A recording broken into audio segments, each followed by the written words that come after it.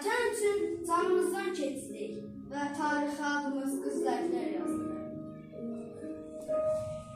Biz düşmənə heç vaxt imkan vermədik. Şəkli düz tut.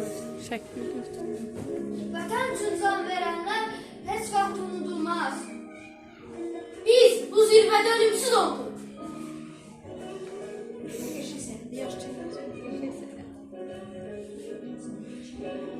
Hamının oğlu gəldi, bəs mənim oğlum hanı?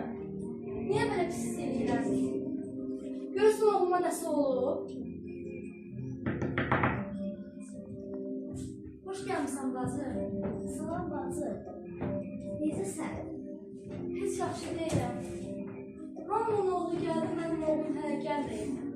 İçim çox narahatdır. Narahat olma bacı. Allahdan öncə kəsilməz. Düz deyirsən bacı. Hoş geldin komandir.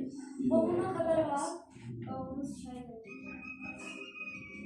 Benim oğlum şehit olur. Yok. Oğlum. Yok oğlum.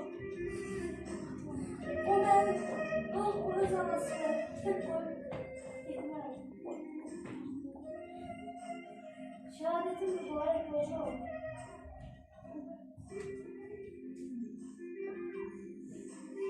Amma mənim oğlum şəhidlik zirvəsində utanırım.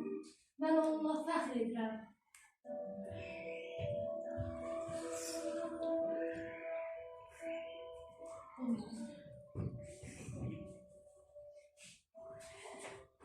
Birlik bəzən sadəcə bir təsəllidir.